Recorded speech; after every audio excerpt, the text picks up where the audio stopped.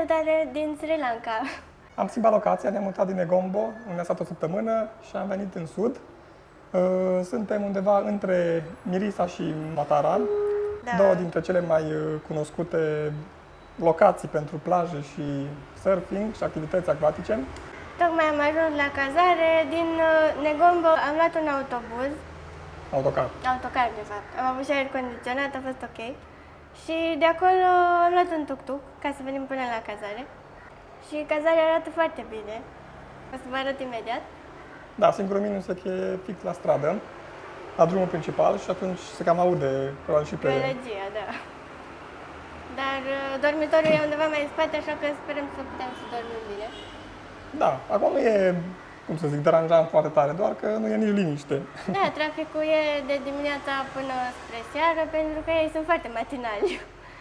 Încep activitatea, da, de pe la 6 dimineața și vorbesc puțin pe nas pentru că am răcit un pic. De la cum tot schimb temperaturile, afară sunt 34 de grade, vin în interior unde facem cam 27 de grade, nici prea puțin ca să nu fie diferența de temperatură prea mare. Dar o să-mi revin și corpul meu o să se obișnuiască cu temperaturile astea, cu schimbările de temperatură. I-aș corecta așa, zice că ai probleme cu sinusurile, că nu e răceală. Da, nu e răceală, doar că tot curge nasul și vorbesc pe nas și de asta vorbesc așa, ca să știți. Pentru că la început, când am ajuns, primele 2 zile, cum ajungeam de la plajă sau de prin oraș, era direct la aer condiționat mergea. Eu mai stăteam la ventilator ca să mă obișnuiesc cu temperatura. 75-80% e umiditatea și sunt și 34 de grade, se simte. Și oricum, tot timpul ești transpirat. Aia nu prea ai cum să eviți. Aici e terasa în care o să stăm, mai mult sau mai puțin, depinde cum o să fie gălăgie. Aici e un hol, canapele și o masă. Sunt foarte spacioase cazările la ei și aia e fain. Aici e dormitorul. Am văzut că la paturi cam sunt plase din astea pentru țânțari, bănuiesc. Aici e baia. Nu prea o să găsiți baie care să aibă cabină de duș sau separator acolo. Majoritatea pe care le-am văzut așa sunt. Și vreau să vă arăt ceva specific aici. Genul ăsta de dulap, sau e mai mult un cuier. Dar l-am găsit în majoritatea cazărilor pe care le-am văzut noi pe Booking, așa am avut și la cazarea cealaltă. Și avea o explicație pentru asta. Zicea că e posibil să folosească genul ăsta de dulap ca să nu își țină hainele închise și să se umezească, având în vedere că e o umiditate foarte mare. Aici e prima dată când văd un dulăpior din ăsta mic și închis.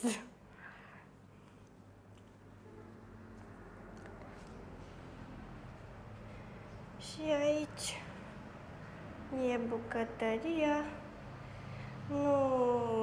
N-am văzut foarte des la ei mobile de bucătărie, nu prea au. E mai mult făcut așa umblat, cu grese și totul din perete, nu e mobilă.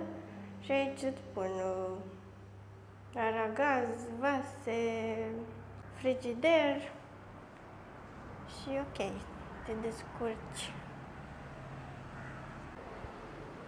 Deci, cam asta e cazarea, cât plătim aici.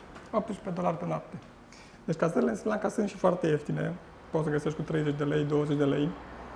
Dar acelea sunt cazări în care de obicei ai o cameră de, hai să zic, 12 metri pătrați sau 10 metri pătrați și atât, un pat și atât. Și o baie. Da, noi fără aer condiționat și în casă sunt și 30 de grade, și 32 cred că uneori și atunci noi am zis că cel puțin în primele săptămâni ne obișnuim cu aer condiționat. Mai ales aici în sud. Poate după ce o să mergem în alte zone mai spre munte, poate acolo nu mai e nevoie de acolo nu mai e nevoie, acolo poate de căldură.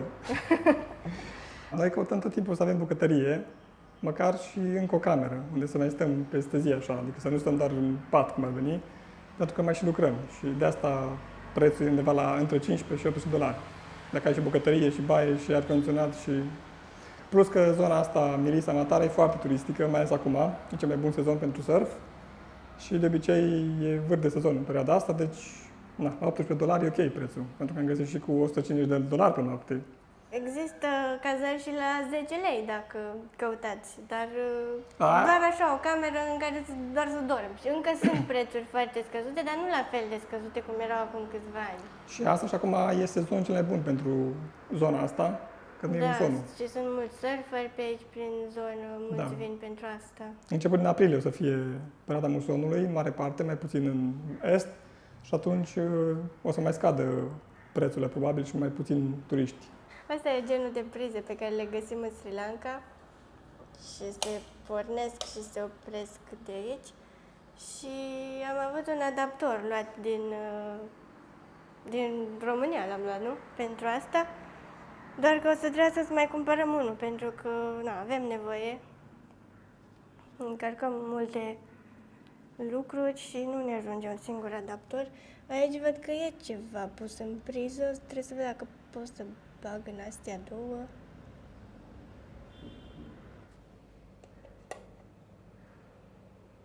Nu merge.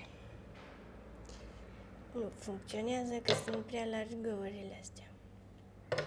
Deci ăsta, nu știu pentru ce e adaptorul ăsta. Am găsit la o modalitate, mai sunt două găuri deasupra și de desubt și astea merg. Se încarcă telefonul. Deci, se pare că merge și cu stilul ăsta. Și din astea am mai văzut pe la magazine, pot să cumpăr unul din asta. A venit un păun pe terasa noastră.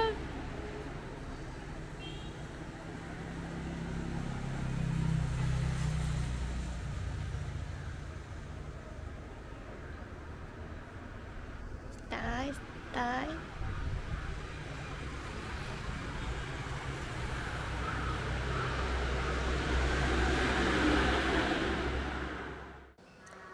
Așa arată mărul de caju. Am rupt eu aici unul. De aici, din mijloc, începe să crească nuca. O să inserez o poză ca să vedeți cum arată când e nuca dezvoltată, că acum încă sunt crude. Și se mănâncă și mărul ăsta, din ce am citit. Îl pun ei la curry, îl murează, îl mai pun la fermentat și îl mănâncă. Și am tot văzut lileci seara, care dau târcoale pe aici, mănâncă merele astea.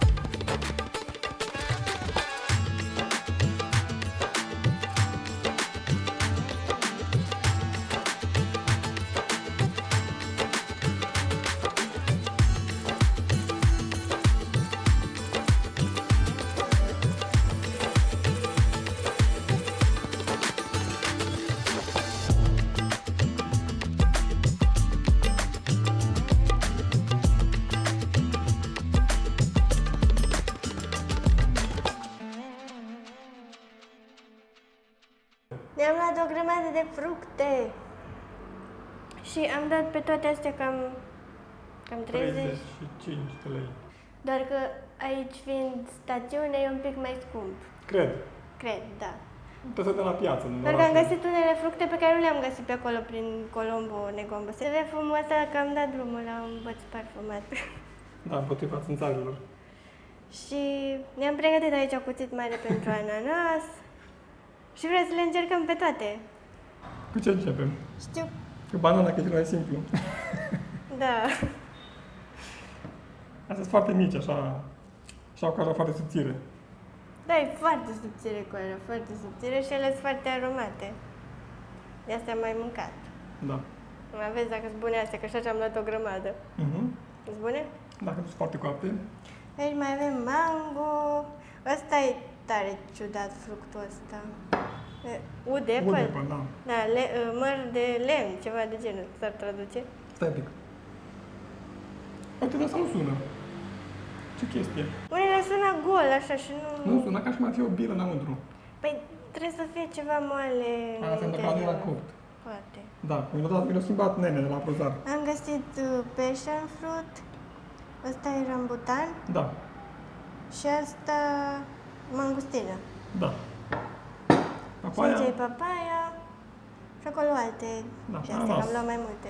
Oh, Da, și ananas mare. era o grămadă de ananas acolo la prozar, multe de ananas. bun, am început cu ce continuăm? Și ceva mai... Îmi face acum degustare. Tem asta? Nu știu ce-l tai. Da, scurează de ăla și de... Cu barda asta, Și de fructul pasiunii și de astea, când am canciată. cu maceta asta îmi tai. Opa, E grijă, nu te dai. chiar e lemn ăsta. Trebuie să-i dai, cred că mai degrabă. A stric masa. Trebuie să căutăm pereți cum se desface. Ei, lemnul ăla trebuie să fie subțire din ce am Păi e văzut subțire, eu. dar e tare. Adică e ca și cum ai da într-o coajă de nucă. Și na, asta nu are... Bănuiesc că de-aia ne-au lăsat dita mai baioneta la cazare, că știau ei că ai Bănuiesc nevoie să la încercăm altceva ananas. momentan. Că revenim cu... Nu, bă, ăla poți să-l tai cu cuțitul ăsta mic. A, da, corect. Apa, scuze. Asta trebuie să fie bun. Da, că erase. Asta nu știu exact cum se desface rambutanul. Wow. Da, păi asta seamănă cu licii. Mhm. Și mănânci chestia de... Fără sâmbure. Da, Atunci trebuia să făcut așa. așa arată. Da, bănuiesc că se mănâncă chestia asta din jur. Gâbila. Doamne, dacă mă arată asta și cum miroase. De arătat nu pot să zic că arată neapărat extraordinar, dar miroase mai mult decât extraordinar. Cum e? Foarte acrișor, dar e aromat tare. Și aici avem mangustină. Acum nu știu dacă... L-am întrebat pe domnul de acolo de la Prozar să spune el ce să cumpăr. E bun? Da.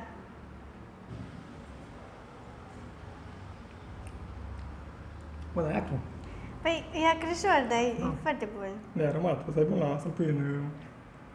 Am acolo un blender, asta poate...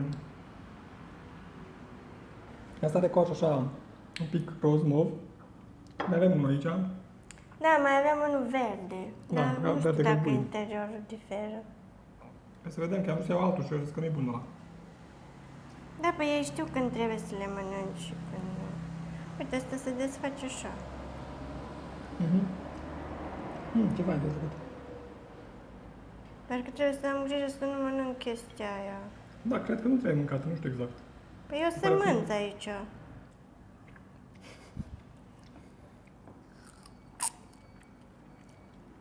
Mamă, ce dulce e asta, nu mă așteptam. Da? Da, e foarte dulce.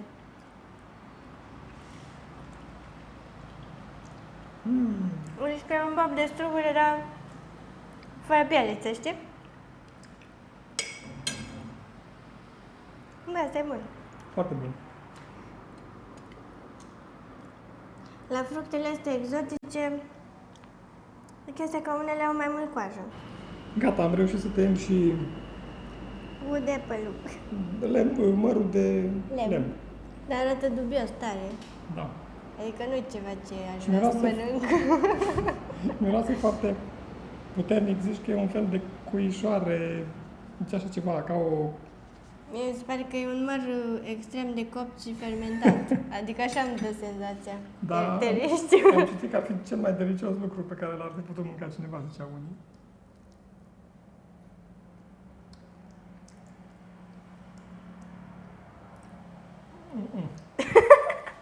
Nu e bun. Cel mai delicios. O fi și cu ăsta ca și cu durianul, știi? Chiar durian nu ne-am luat, am zis că încă nu. Nu știu, mie nu miroase bine. Da. Miroase fermentat. Adică ai gust de fermentat. Cred că Bă, ai dar bun așa de la... trebuie să fie. Ți-am zis că miroase ceva fermentat și stricat. Bă, dar poate n-ai bunul la care l-am luat eu prima oară. Păi da, dar poate din ăla nu ai ce mânca dacă e prea uscat. Că dacă... Deci celălalt de care zice la ui era suna gol în interior, Ca și o mobilă. ca și când s-a desprins miezul de coajă. Dar nu știu, habar n-am cum Da. trebuie mâncat ăsta. Va trebui să vedem dacă așa Dar mie nu miroase bine, adică n-aș buca. Un așa de mangustină care e... Opa. Da, seamănă cu rambutanul, doar că mai are încă un sâmbur în interior. Și coaja mai groasă. Da. Și textura e altfel. Da? Pare mai moale. Da, asta e mai citric un pic. Da. Deci asta e și mai ananasul care trebuie să tăiem și mango. Și papaya. Și papaia, am uitat de papaia, da. Deci încep mango, cu ce să încep? Da.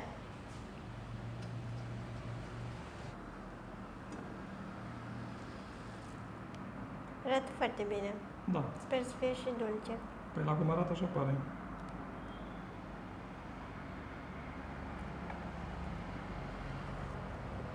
E foarte bun. Foarte bun. Mhm. Da? Mai bun ca la de acasă din România. A, da, nu, logic. Nu se compară cu... Nu, eram curioasă dacă e mai bun decât ăla din Egipt. Dar pare la fel. E foarte bun. Da.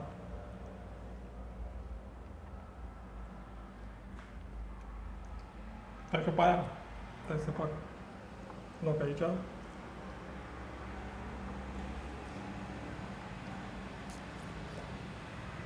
Uite. A, da. Ce ciudat că nu are mulți sâmburi. Da, mi-am mai mâncat una. Am ajuns și era plină de sâmburi. Poate și astea sunt diferite ca soi, nu știu. Că unele au foarte mulți sâmburi și altele nu au așa de mulți. Ce, nu e cea mai bună pe care ai mâncat-o? E bună, dar nu e așa dulce, nu e așa aromată. Trebuie să fie mai moale sau cum? Ca să Da, fie e așa, bună. e portocalie un pic și se vede că ar fi coaptă, Da. dar nu e așa... Am găsit una foarte moale, dar parcă îmi băgam mâine în ea și am zis că nu vreau să fie nici așa extra coaptă, dar cred că aia era mai bună, mai dulce. Da. Dar e bună, așa, aromată.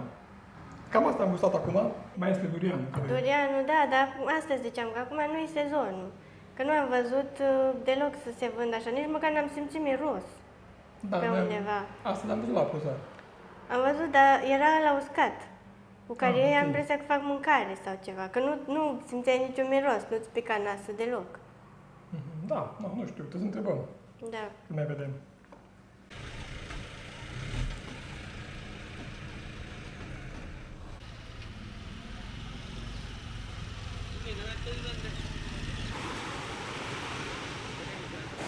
Am venit pe o plajă aici foarte aproape de cazare, practic în spatele cazarei noastre.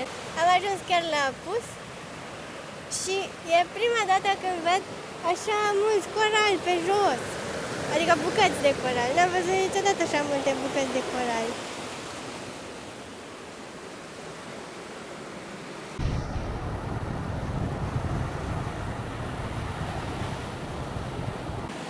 E destul de curată, deși am văzut acolo un loc unde, dacă e ca un fel de loc unde aruncă ei gunoaiele. Pentru că, din păcate, la ei nu prea am văzut coșuri de gunoi sau tomberoane unde să arunce gunoaiele. Uite ce frumos se văd razele de soare.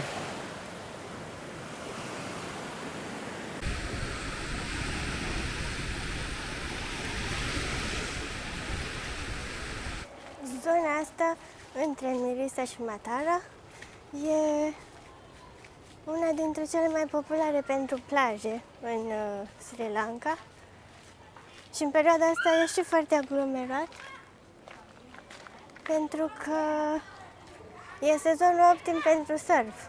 Sunt multe plaje aici și o să încercăm să mergem și noi pe o parte dintre ele, pentru că nu putem să le vedem pe toate.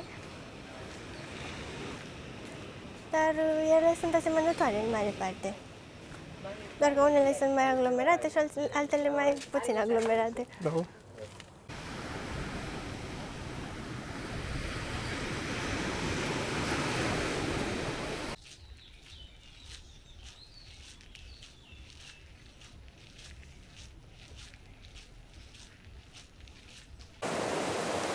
Uite ce hamac au aici!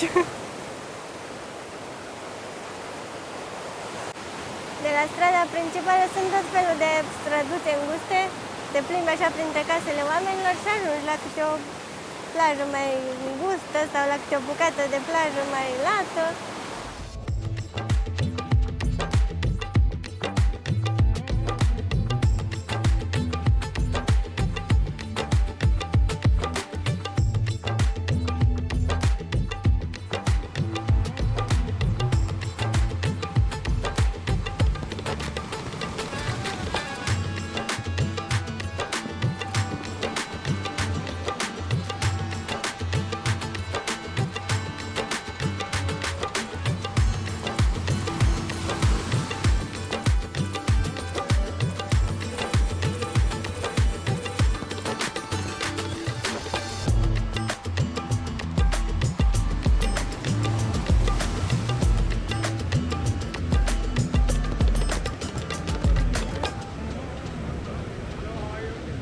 the happy hours going. Oh, thank you. And be good, dear guys.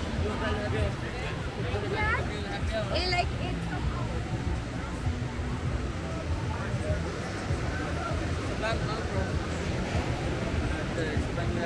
Hello.